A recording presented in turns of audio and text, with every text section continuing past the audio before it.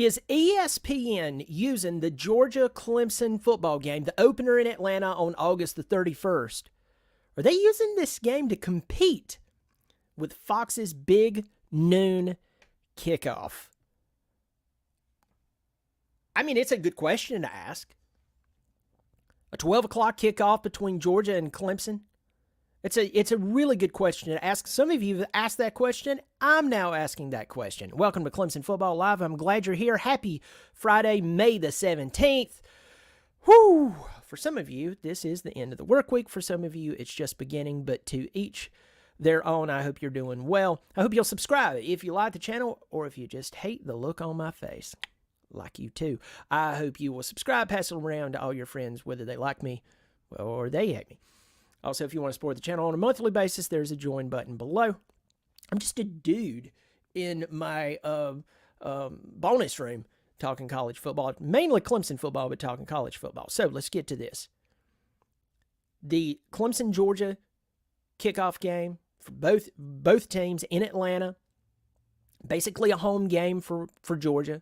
They're 45 minutes from Atlanta. Clemson's 2 hours from Atlanta. The game time for it was announced this week, and it was at 12 o'clock. Now, normally, these two teams would probably play, a 7:30 kickoff, ABC. You can hear Herb Street right now talking, color commentating. But it's set for 12 o'clock kickoff. Now, what I said was I believe that this is because the media does not believe that Clemson stands a chance in this game. In fact, while Clemson at this point is already a 13.5-point underdog, I do believe. But others of you've reached out to me and you said, hey, you're missing this thing, man. Maybe I am, and I'm glad you called me on it. But Fox has been a pain in the butt recently for ESPN and College Game Day. And that 12 o'clock time slot. See, if you're like me, you remember when there was no College Game Day. About the time that I was getting into college football was about the time that College Game Day kind of happened. It was not created, it happened. We know that whole story, and if you don't, you can go look it up, and I'm not going to waste a bunch of time talking about it. But College Game Day on ESPN has brought pure happiness for many years for most of us. Very nostalgic memories. I think that's double say. Anyway, it's been incredible. Now, to say that College Game Day has been enjoyable for the past 5 years, I can't say so. Certain things that they do and that they've done and they've implemented into the show at times just absolutely kills the mood of a Saturday morning that you're getting ready to go watch your team play, whether you're watching in person, whether you're watching on TV, whatever. And you're like, why did they do that? Why did they air that story? I'll get to that in just a second. But out of nowhere, Fox decides, hey, we're going to get into the college football game. And they launched the big noon kickoff. That whole show, that whole time slot, rivaling, obviously, College Game Day. Now, at first, I thought, oh, this is kind of cute.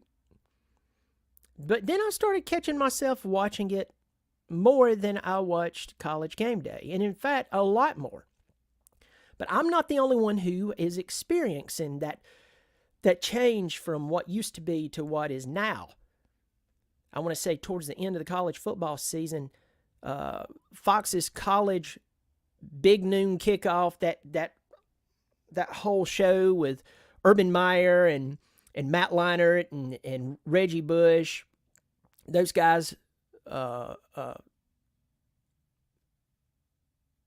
they have Brady Quinn. I was trying to think of his name. They actually overtook College Game Day in viewership. I want you to think about that. Now, I think after acknowledging that and having this brought to my attention, yes, first off, yes, it looks like Georgia's going to win this football game. I hope they don't. Reality says they probably are. Just hands down, they're going to win this game. But Clemson versus Georgia, a 12 o'clock kickoff, would be a great way to get the eyes of the nation off of some game that Fox is going to have going on. Get their eyes over to Clemson and Georgia and rake in a few more viewers. Because Fox has been bringing it to ESPN. They have. They've been bringing it to ESPN. So where has the downfall happened for ESPN? This is my opinion. Some of you, you love to cry on a Saturday morning during celebration. Not because something happened, but for some of you, you want to hear these depressing stories. For instance, I'm going to do kind of a skit here for you. Imagine it's college game day. Everybody's kind of happy. Oh, this week we have Clemson and Florida State playing. It's a matchup of two top 10 teams. Oh, we're excited. The Valley's popping. Everybody's happy. But first, we're going to tell you a story about how an offensive lineman from Virginia Tech, his little sister was lost in the wilderness. They thought she was dead. Now, they find out that she's been raised by a pack of wolves. What? An absolute joy kill. I mean, really? Well, Brian, these stories need to be aired out. Great! Air them out during the week. Sport's supposed to be an escape from reality. It's supposed to be an escape from the work week, from your troubles. It's supposed to be an escape from social movements and political movements. It does. It really does. Now, some of you, I lost you there because you love politics in the middle of a football game. You love it. You love to sit there no matter what side you're sitting on. I want to tell you, I have very strong, I know you're shocked to this, very strong political opinions that you may disagree with. But I will tell you straight up, during a football game, I don't want to talk about it. I don't want to talk about a lot of things that are very important to me at that time. I want to watch football. And that, I think, is where ESPN has lost a lot of their viewers. I'm not saying that Fox doesn't do it. I'm just saying that Fox is providing competition in the market. And who wins when you have competition in the market? The consumer. If you have a monopoly, whoever controls the monopoly can call the shots. And the consumer suffers. So I'm glad that Fox is doing what they're doing. I think that this game is, even with Clemson, I believe that they're going to lose this game. I hate it, Tiger fans. You can call me not a real fan. That's fine. It doesn't matter what I think. I just pay attention to reality. Sorry. You're going to be shocked on August the 31st unless something crazy happens. You're going to be shocked when Georgia beats Clemson. You're going to be floored. And you'll hear my old country voice in the background with that look on my face that I'm sure of myself that it's going to happen. I hope I'm wrong. But even if that's the case, I still see a 3:30 game. More of a 3:30 game. And to me, the only two logical reasons why this game would be a 12 o'clock game is either because